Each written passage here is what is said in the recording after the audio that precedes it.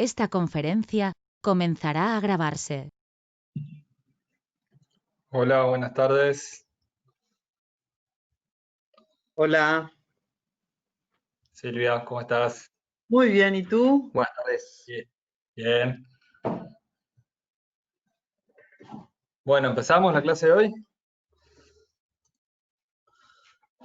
Bueno, antes de arrancar, ¿le compartís la pantalla, Paula, que tenías algo de la clase pasada que había quedado ahí para aclarar? Dale, dale. Creo que tenés que dejar vos de compartir. Ah, no. A ver ahí. Ah, Yo dejé de compartir la mía. bien. Está ahí ya quedó. No sé si ven mi pantalla. Yo la veo. Se ve, sí. Está impecable. Lo que quería era hacer una aclaración sobre lo que estuvimos viendo la clase pasada. En la parte de exageración vertical, yo tuve un error cuando les hablé de la distancia interpupilar. También mencioné como que fuera lo mismo que la distancia entre los sensores. Entonces quería aclarar un poco eso para que no quede medio turbio el tema. Lo que pasa es que la exageración vertical es algo que se da cuando se utilizaban antes para hacer productos de fotogrametría, se utilizaban los estereoscopios, que son lentes, como los que busqué acá en Google como para mostrarles. Es un par de lentes con los que se mira, como yo les estuve explicando, con los dos ojos. Bueno, se trata de mirar con un ojo la imagen, con el ojo izquierdo la imagen izquierda y con el ojo derecho la imagen derecha, o dependiendo del tipo de estereoscopía que se haga, pero básicamente es eso. Entonces la exageración vertical es algo que es un fenómeno que se produce, que las alturas, digamos, parecen más exageradas de lo que realmente son en la realidad, y esto se da cuando la distancia interpupilar va a ser siempre la misma, es una constante, es la distancia entre los dos ojos. La distancia entre los dos ojos es muy pequeña con respecto a la distancia de toma entre imágenes en el terreno. O sea, se toma una imagen desde un cierto punto de vista y después se toma otra imagen del mismo punto, pero desde un punto de vista muy distinto del anterior. Entonces, cuando se va a hacer estereoscopía, las alturas parecen exageradas respecto a lo que son en la realidad. Quería solo aclararles eso porque, bueno, capaz que había quedado medio raro ahí cuando lo presenté. Y bueno, no sé si tienen alguna duda. Yo dejo acá de compartir.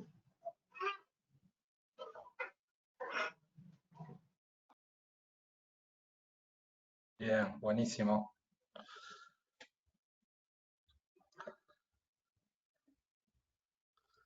Bien, continúo entonces. Hoy vamos a ver, el tema de hoy se llama orientación interior, ¿ok? Bien, vamos a dar un poco la introducción, transformación, algunas correcciones y otras deformaciones que se producen, ¿sí? Bien, la orientación interior es el procedimiento por el cual nos permite reconstruir las perspectivas en idénticas condiciones a como se forma en la cámara. ¿Tá? Recuerden que el objetivo de la fotogrametría es reconstruir el espacio a través de las imágenes.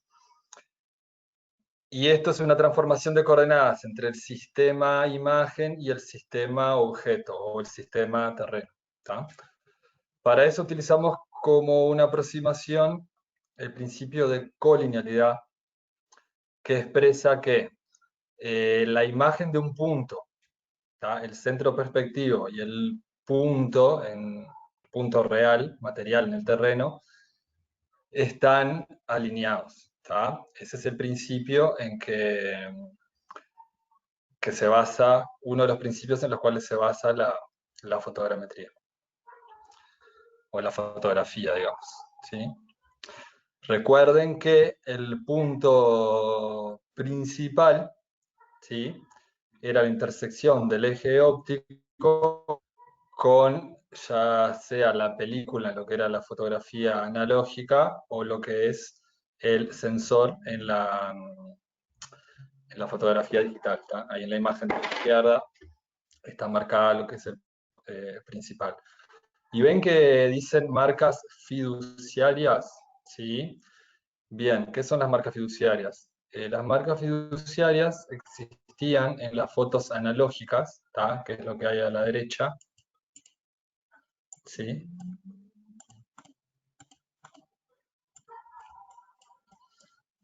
Y acá tengo que compartir.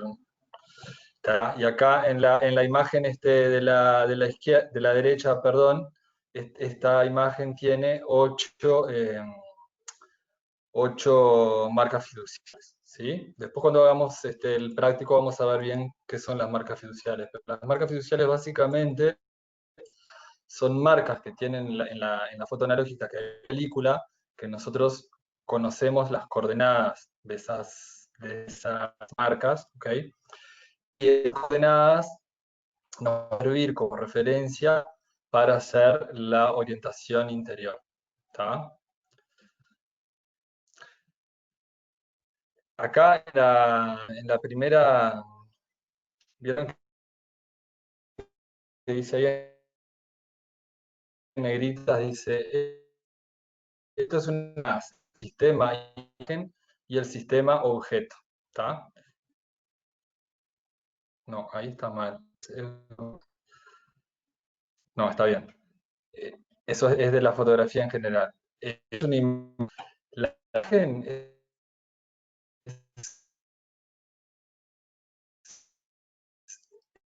es digital. Bruno, no sé si es solo a ¿Qué mí, pasa? pero Nosotros tenemos está una imagen, retrancado. ¿sí? Es digital. Más allá de que esa imagen que yo mostré anteriormente es una imagen analógica, entonces es digital. Entonces tenemos una matriz. ¿Me están escuchando bien? Porque voy a Escucha desactivar la entrecortado. cámara porque me da un mensaje. Sí. Yo te escucho robotizado.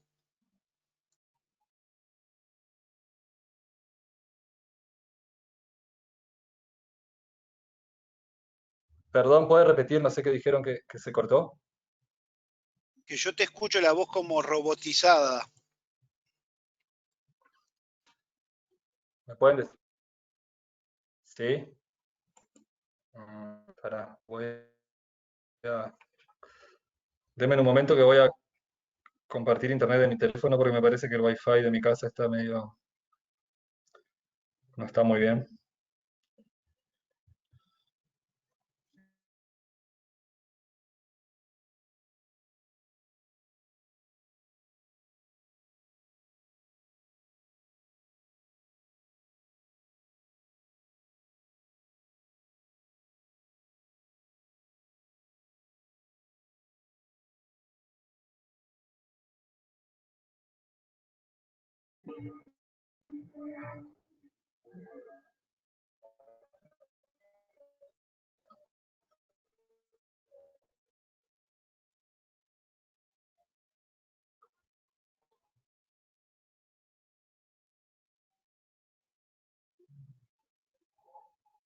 ¿Me escuchan ahí?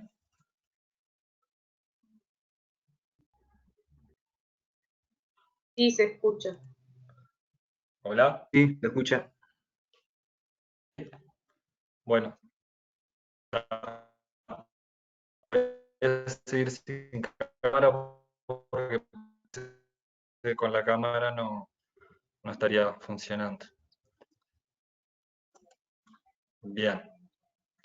Entonces, la primera clase está que dado un objeto limitado por una superficie S y un punto propio o impropio, o sea, situado o no sobre el objeto, ¿tá? Tenemos el punto de vista, que es el centro O del haz, el haz perspectivo relativo a O y a S, que es el conjunto de rectas que conectan a O con cada punto de S, y se llama rayo perspectivo a todo elemento del haz, o A, o B, o C, etc. El conocimiento de O y S es suficiente para determinar el haz Q. Por lo contrario, el conocimiento de O y de Q no alcanza para determinar la superficie S. Esto ya lo habíamos visto. Entonces, para cada haz perspectivo debe conocerse su forma, o sea, la posición relativa de cada rayo con respecto a los otros, ¿está? O datos que permitan determinarlo. Este conjunto de datos se llama datos internos del haz, ¿sí? Y es independiente del sistema de referencia, ¿está? O sea, esto hay que llevarlo a la cámara fotográfica, ¿sí? Cada vez que toma la imagen, que son los rayos de luz que van a entrar por el foco, ¿está? Y después se van a reproducir dentro de la cámara, ¿sí? Entonces, el principio de colinealidad es el principio matemático de la fotogrametría, por lo que hay que adaptarlo a la realidad física de la toma de la imagen, la cual se ve afectada por múltiples factores, ya sea la refracción, la distorsión radial, deformaciones del soporte, errores de digitalización, etc. Cuando dice deformaciones del soporte, puede ser tanto lo que era la foto analógica, la película, ¿sí? Que no va a estar completamente plana, o puede tener la propia película, no puede ser exactamente como debería ser, ¿tá? Y en un sensor puede ser también que el sensor no sea exactamente como fue calculado, ¿sí? Entonces, para contemplar estas deformaciones, en el proceso de orientación interior se parte de ese principio de colinealidad y luego se agregan correcciones, ¿tá? Entonces, para solucionar el problema se plantea una transformación afín, ¿sí?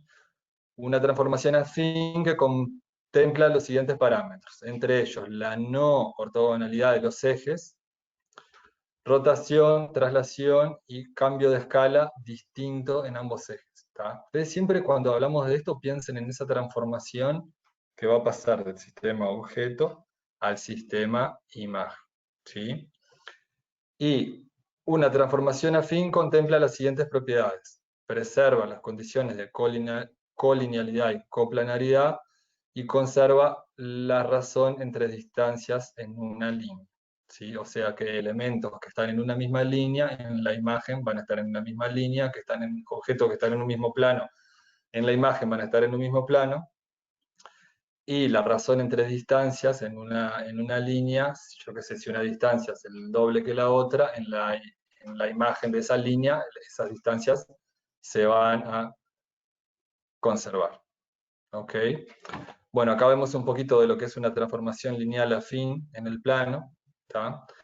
Es una transformación lineal de primer orden que permite tomar en cuenta las rotaciones, cambios de escalas diferentes para X y para Y, cambio de posición en el origen y la falta de ortogonalidad de los ejes. Las líneas rectas siguen siendo rectas y las proporciones a lo largo de la misma se mantienen, ¿tá? Ahí en ese esquema, lo que va a decir es, después lo vamos a ver más adelante, es cómo transformar de imagen al sistema métrico de la cámara. ¿Ok? Entonces, ¿qué pasa? Si ustedes ven ahí en el cuadro de la izquierda, vieron que yo tengo x e y e igual a toda una fórmula, ¿sí? Sx por coseno de alfa más Si por coseno de alfa, ¿tá? Y vieron que dicen por columna y por línea, ¿sí? ¿Por qué es esto importante? Porque nosotros cuando estamos viendo la imagen, y la imagen digital, y vuelvo a recalcar, ya sea escaneada o tomada digital pura, que es lo que nosotros vamos a trabajar en, en nuestra estación fotogramétrica, ¿sí? Es una matriz, ¿verdad? De píxeles, ¿sí? Cada píxel va a tener un color. Entonces, cuando nosotros nos paramos arriba de ese píxel, ¿sí?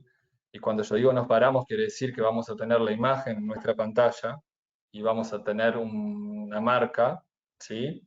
Y vamos a ir a ese punto que nos interesa, cualquiera de la imagen.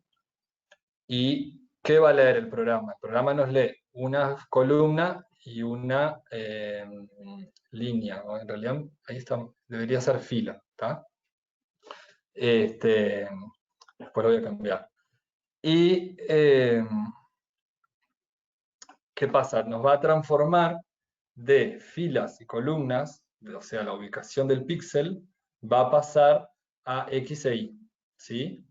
¿Por qué hace eso? Por dos motivos. Porque los parámetros de la cámara, ¿se acuerdan que la distancia focal está dada en milímetros? Después tenemos las coordenadas del punto principal, que está todo dado en milímetros, y además vamos a estar trabajando con coordenadas en el sistema objeto, o sea, en el sistema terreno, que están en metros, ¿tá? Entonces nosotros no podemos usar las dos unidades. Por eso se transforma de líneas y columnas, o sea, del sistema digital o matricial de la imagen, a X e Y, ¿ok? Y acá tenemos, si ven esa, de la izquierda, la ecuación para la X e Y, están acá aclarados los parámetros, ¿tá? Entonces, el Sx y el Si son factores de escala entre la imagen digital y la imagen fotográfica, ¿tá? Alfa es el ángulo de rotación, porque esa imagen puede estar rotada. Epsilon es el ángulo de no perpendicularidad de los ejes, ¿tá? Porque se supone, o sea, ese ángulo va a ser muy chiquito, ¿verdad? Porque suponemos que los ejes son perpendiculares, pero puede haber una deformación. Y x0 e y0 es una traslación, ¿sí? ¿Se entiende más o menos por acá? ¿Tá? Y ahí están en las ecuaciones anteriores, las incógnitas son los a sub i y los b sub i, ¿sí? Me faltó decir una cosa acá en la pantalla anterior. Si ven a la derecha, esas ecuaciones son linealizadas, ¿tá? No vamos a trabajar con los senos y los cosenos, sino que son linealizadas, ¿sí? Y las ecuaciones van a quedar que la x va a ser igual a 1 a su 0, más a su 1 por la columna, más a su 2, ahí puse línea y es filo, ¿sí? Y lo mismo para la y. Y ahí abajo explica que es el a su 0, el b su 0, el a su 1, el a su 2, el b su 1 y el b su 2. ¿Está? Y ahí en esta otra pantalla ya está, serían esas ecuaciones, ¿sí? Pero escritas en forma matricial. ¿Por qué? Porque vamos a tener varias ecuaciones. ¿Está? Entonces, en las ecuaciones anteriores, las incógnitas son los a sub i y b sub i. Los valores de x e y son las coordenadas de las marcas fiduciales, o lo que funcione como tal, que en el sistema de la cámara, que es el certificado de calibración, y los pares, columna y fila, surgen del proceso de identificación de las marcas fiduciales. ¿Tá?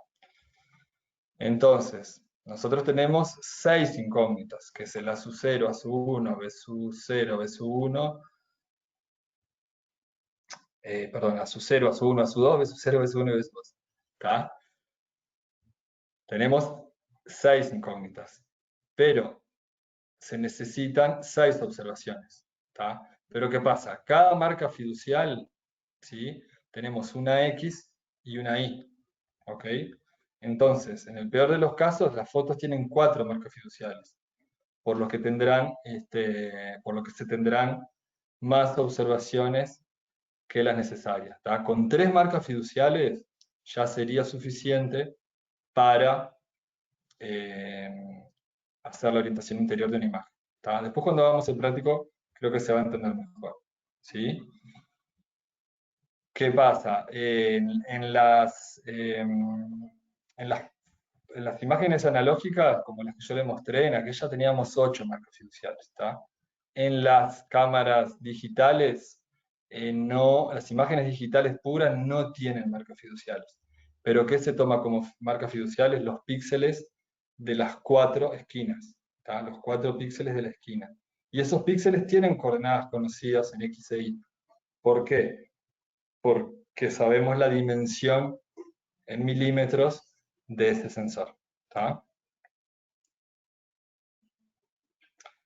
Entonces, ahí está la transformación anterior, pero escrita en forma ya matricial pura. ¿Tá? Y vieron que aparece una matriz P, que la matriz P se obtiene, es la matriz de los pesos, se obtiene a partir de las varianzas en las coordenadas de las marcas fiduciales. ¿tá?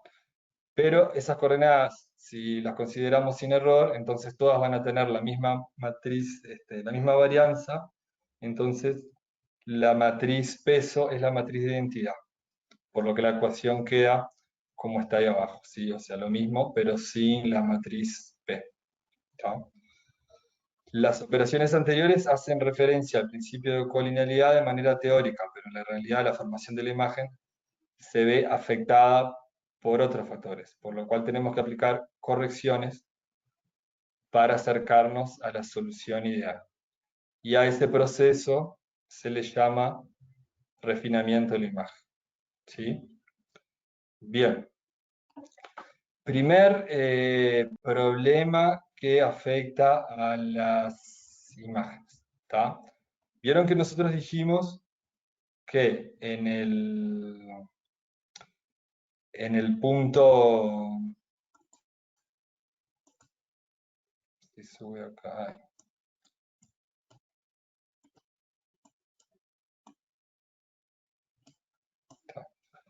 Ven que en el terreno, ahí, en el suelo, tenemos el punto P, ¿sí? Y el punto P', ¿tá?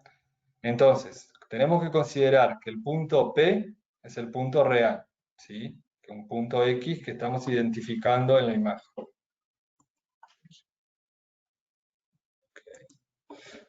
¿Tá? Entonces, el rayo punteado de la izquierda, ¿sí?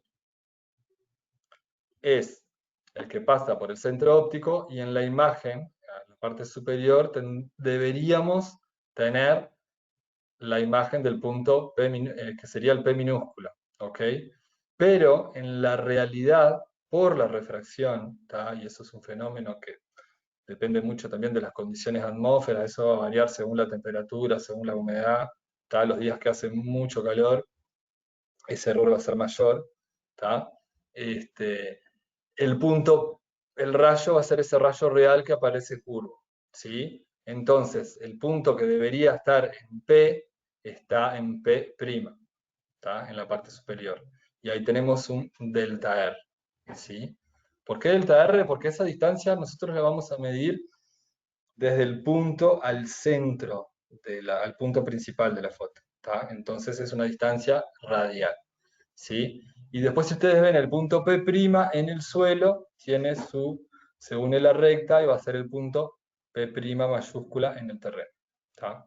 Entonces se dan cuenta que nosotros estamos observando un punto P, pero en realidad debido a la refracción, la posición va a ser de P', que ese P' se corresponde con otro punto del terreno que no es el que nosotros queremos, o sea, ahí ya tenemos un error. Entonces, ¿qué hay que hacer? Hay que corregir ese error, ¿tá? Obviamente que las estaciones fotogramétricas con determinados parámetros, ya viene incluida esa corrección, ¿sí? En el algoritmo, ¿tá? Y lo va a traer a su posición correcta, ¿tá? Y ahí, bueno, expresa esa cuenta de cómo hacer la corrección, o sea, cómo calcular ese delta R, ¿sí? Y ahí está la formulita, que bueno, es una fórmula que tiene un K, y está en función del R y del F, y bueno, del H mayúscula y H minúscula, ¿tá? Y ahí te dice, bueno, que el R es la distancia del punto principal al punto de la imagen, F es la distancia focal, H en mayúscula es la altura de vuelo, y H minúscula es la altura de terreno, ¿ok? Bien.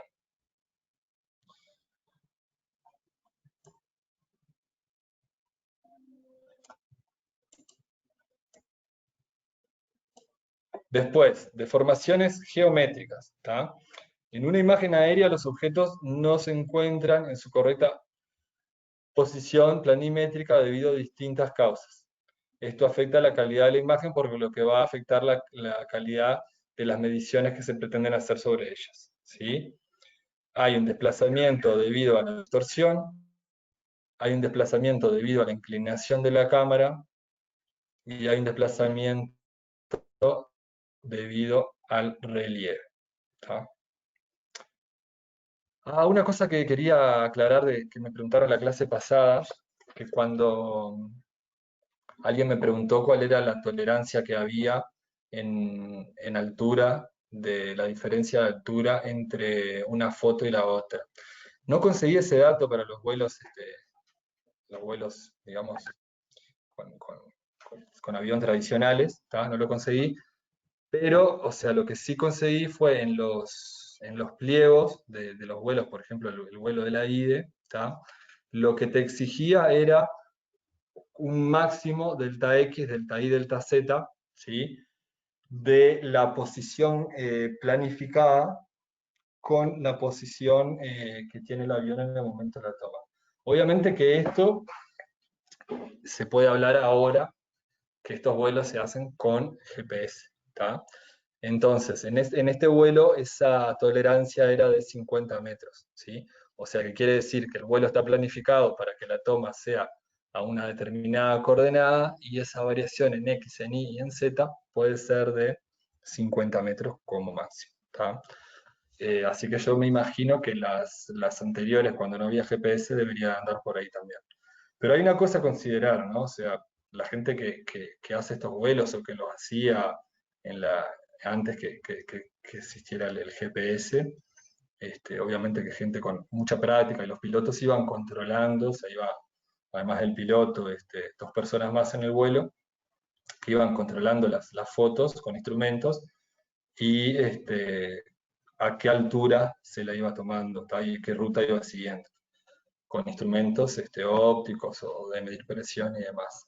Cuando se hacen los vuelos, además, una cosa que lo vamos a ver más adelante, en planificación de vuelo, tienen que haber condiciones, ¿no? O sea, si hay mucho viento no se vuela, si hay muchas nubes no se vuela, determinadas horas, ¿tá? Que eso, entonces, si las condiciones climáticas no son propicias, no se hace el vuelo ese día. Entonces, el punto es que tiene que haber buenas condiciones también para que logren mantener una altura casi constante, ¿tá? No va a ser constante, pero va a ser casi, ¿tá?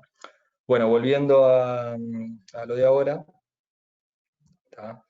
Ya les mencioné cuáles son las principales deformaciones, ¿sí? Y entonces ahora vamos a entrar un poquito en deformaciones geométricas, ¿tá? Cualquier sistema óptico va a generar imperfecciones en una imagen, que son producto de la construcción de las lentes. Estas imperfecciones pueden ser cualitativas, ¿tá? Aberración esférica, aberración cromática, o cuantitativas, como por ejemplo la distorsión, ¿tá? Las distorsiones, ¿sí? Pueden considerarse despreciables para lo que es fotointerpretación, ¿sí? Porque seguramente esas distorsiones no me van a impedir de ubicar objetos, elementos, construcciones, pero sí tienen que ser considerados para la fotogrametría, ¿tá? Las distorsiones más importantes para nosotros, ¿tá? Se va a dividir en dos componentes. Una es la distorsión radial y la distorsión tangencial. La distorsión radial depende del diseño del sistema óptico y se trata de que sea lo menor posible. Y la distorsión tangencial es independiente del diseño de la lente y es producto del proceso de construcción de la misma. ¿Tá? Su tamaño es muy pequeño respecto a la radial, por lo que generalmente no se considera. Igual nosotros en uno de los prácticos la vamos a considerar, ¿tá? Entonces, si ven en la figura ahí de la izquierda, ¿tá? El A mayúscula o A minúscula deben de estar alineados, por lo que dijimos del principio de colinealidad, ¿verdad? Al pasar por el sistema óptico, el rayo se desvía y su imagen se ubica en A1, A1, ¿tá? Entonces la distorsión puede hacer que unos puntos se acerquen del punto principal y otros se alejen, ¿tá? No confundir acá porque es similar a lo de la distorsión por la refracción, ¿tá? Esto es una distorsión radial, ¿sí?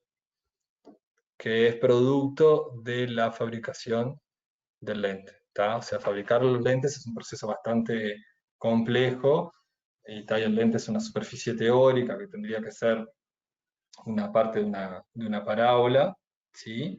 Pero imagínense que eso es pulido, está por unas máquinas, obviamente que las cámaras fotogramétricas las hacen en fábricas súper complejas y sofisticadas, pero no necesariamente se tiene que lograr esa superficie geométrica tal cual es diseñada, ¿tá? Y entonces eso es uno de los motivos por los cuales se van a producir estas distorsiones, ¿tá? Y después, a la derecha, ¿sí?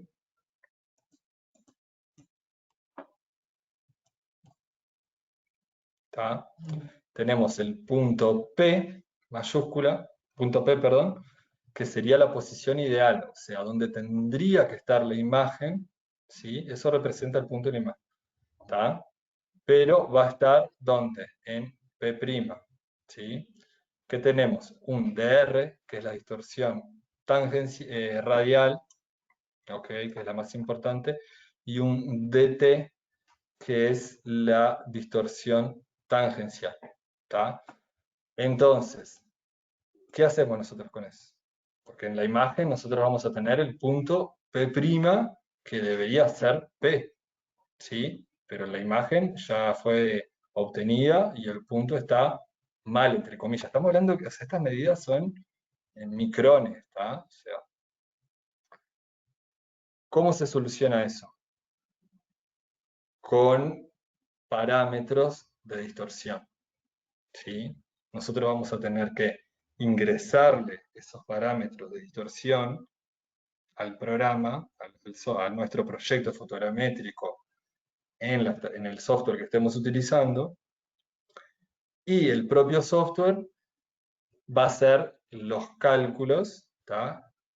Para corregir esa distorsión. Entonces, no es que él no va a cambiar lo que nosotros estamos viendo en la pantalla, la imagen no la va a cambiar, ¿sí? Después, bueno, en la ortofoto sí van a haber ciertos cambios, pero no va a cambiar la imagen. Lo que sí va a cambiar va a ser las coordenadas que nosotros vamos a obtener, ¿sí? Después que el proceso esté pronto, ¿tá? Ustedes no se olviden que, o sea, esto está muy teórico obviamente, pero recuerden cuál es el objetivo nuestro. Nosotros tenemos fotos aéreas que las ingresamos en un software, ¿sí? Tenemos un certificado de calibración de la cámara, ¿tá?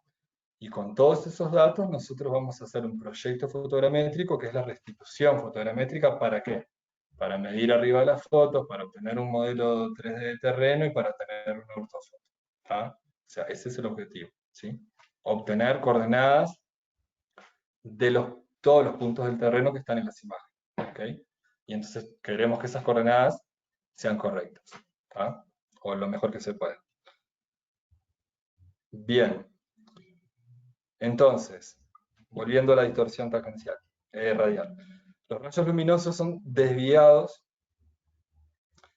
al atravesar las lentes que conforman el objetivo de la cámara, ¿tá?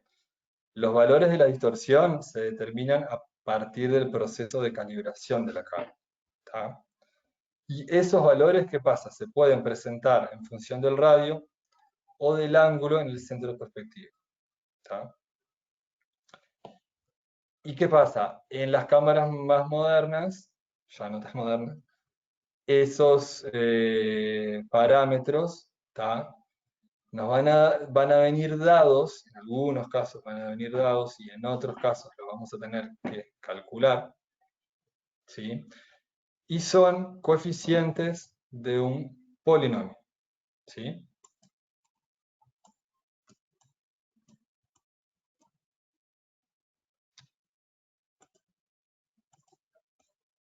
¿Tá? Si ven ahí en pantalla, ese polinomio D, ¿sí? Esa D va a ser la distorsión, o sea, la corrección que va a haber que aplicarle, ¿tá? La distorsión, perdón. Y es un polinomio de grado impar, ¿sí? Y el P sub 0, P sub 1 y P sub 2 serían los coeficientes de ese polinomio, ¿tá? Si ustedes ven en la gráfica, ¿sí? Ahí dice distorsión radial media, ¿tá? Porque se hace un polinomio solo, ¿tá? Y tenemos en el eje de las X el radio en milímetros. Vieron que termina en 148, que serían 14.8 centímetros. ¿Tá? ¿Eso qué es? Es la diagonal de una imagen de 23 centímetros, que básicamente era la imagen tradicional, eran cuadradas de 23 por 23. ¿Tá? Y en el eje de la Y tenemos la distorsión en micrómetros. ¿Tá? Súper chico.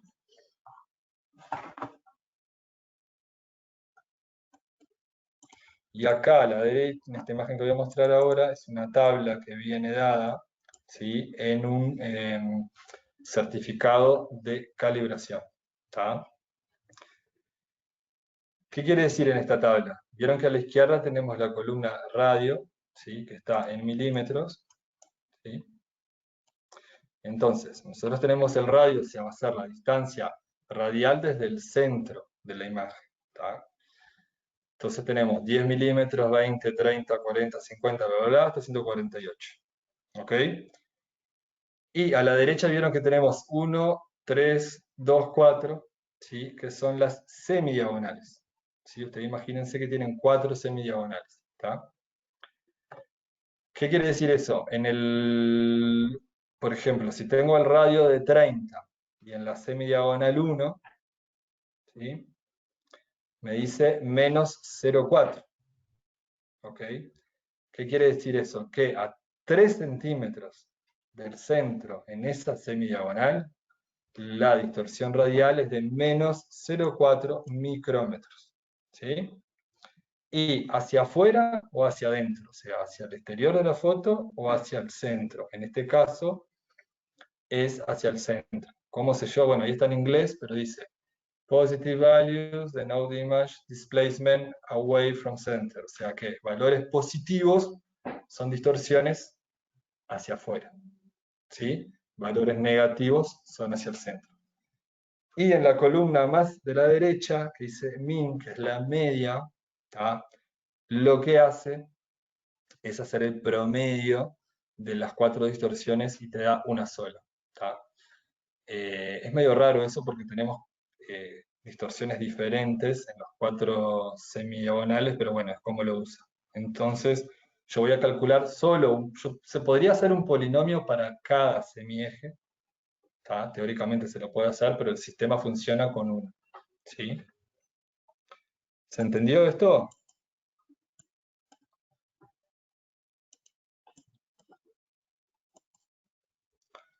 Parece que sí. Bien. Otras deformaciones. Otras deformaciones afectan solo a las imágenes obtenidas a partir de cámaras analógicas. ¿Tá?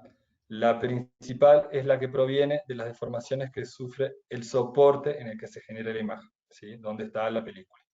Esto se debe principalmente al proceso de revelado, donde la película se somete a esfuerzos mecánicos, además de procesos químicos.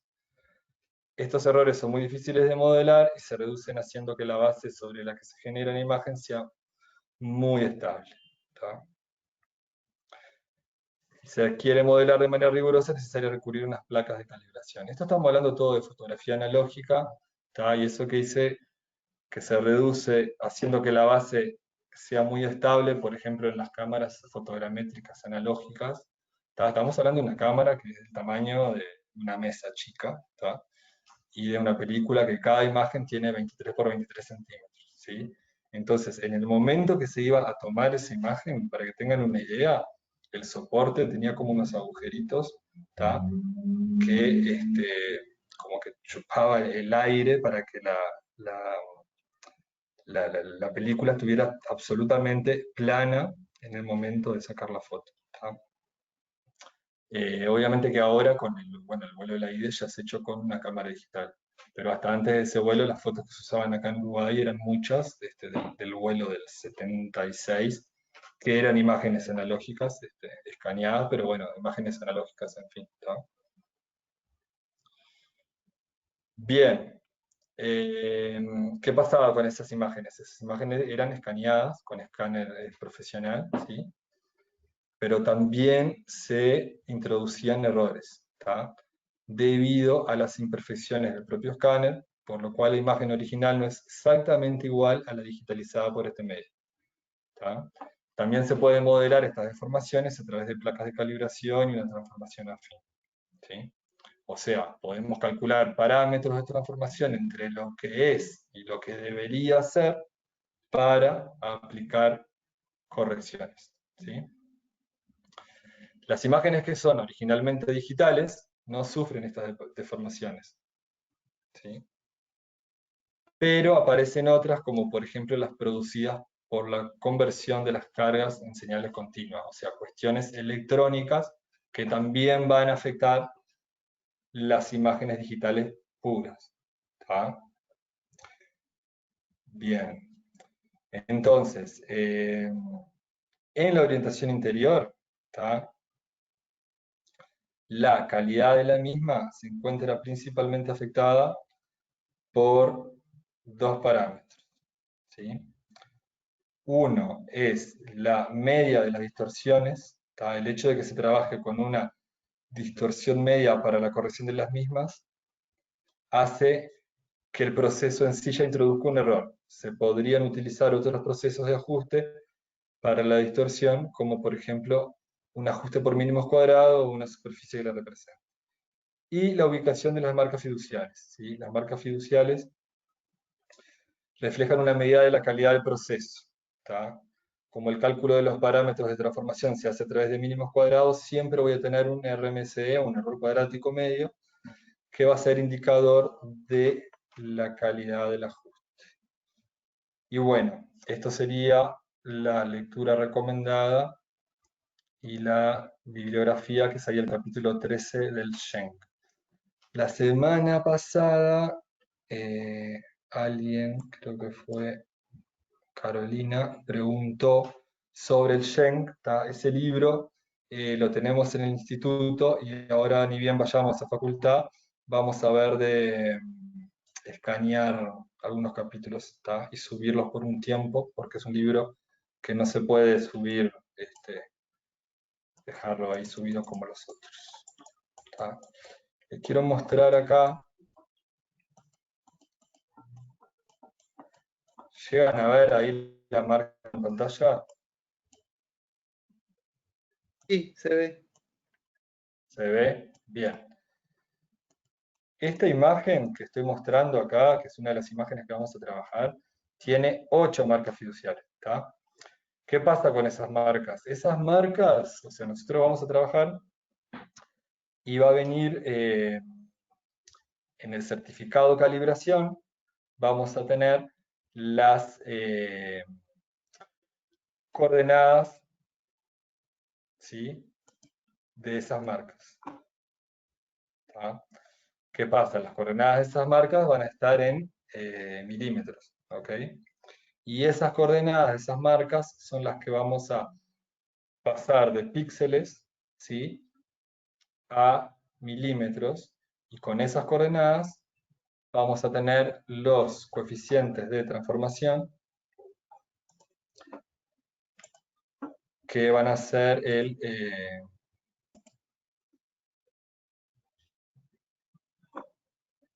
los coeficientes de la transformación afín para la orientación interior, ¿tá? Bueno, la clase de hoy quedaría por acá. Lo que les quiero comentar es que la clase que viene ya vamos a ver orientación exterior, ¿sí?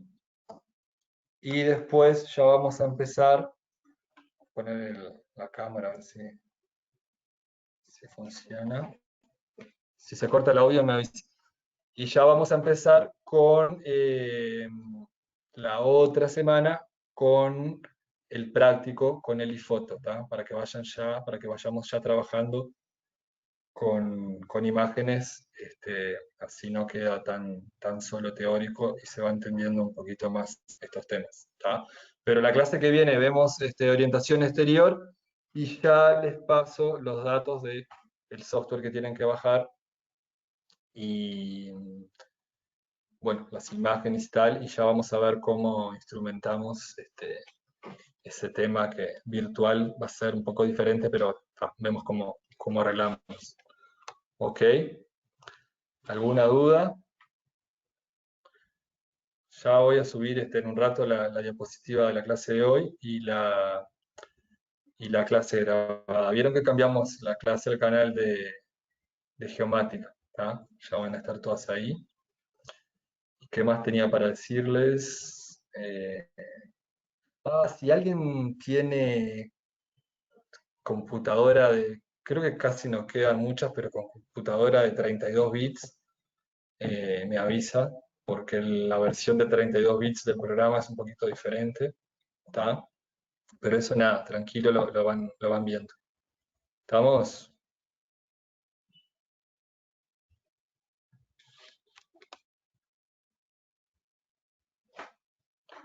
Dale, muchas gracias. Nos vemos, Ok, Carlos. gracias.